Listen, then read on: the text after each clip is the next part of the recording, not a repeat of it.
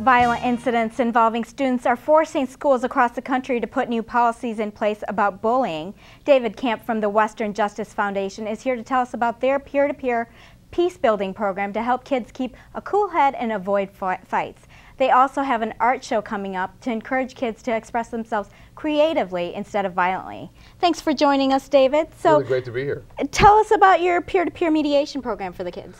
Well, what we do is to go to various schools around Pasadena to try to teach kids and try to teach adults about peer mediation. It's so important that young people learn the skills to resolve conflict. Conflict is an inevitable part of the human experience, but what we don't learn is how to resolve them. And so there's for many, many years now, people around the country, and we have been teaching people about how to intervene in conflict, but they might call it squashing beefs. But the point is, there's a lot of conflicts that happen between peers, and sometimes that escalates to gang violence and to really serious incidents.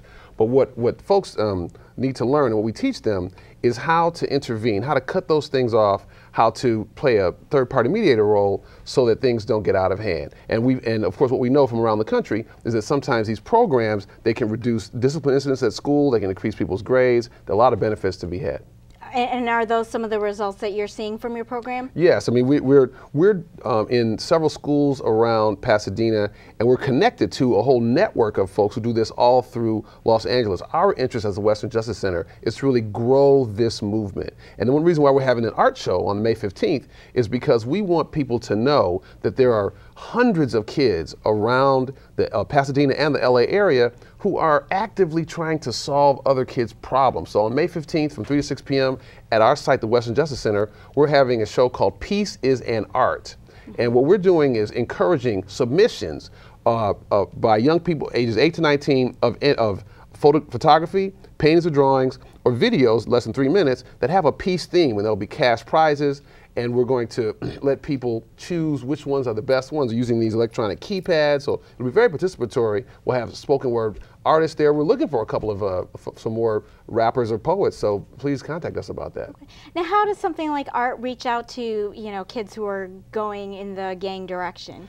Well, what's important is that there's so many forces for conflict in our society, whether you look at just what happens in the streets or what happens on television. There's so many forces that promote people standing up for themselves and being better than other people, being dominant to other people.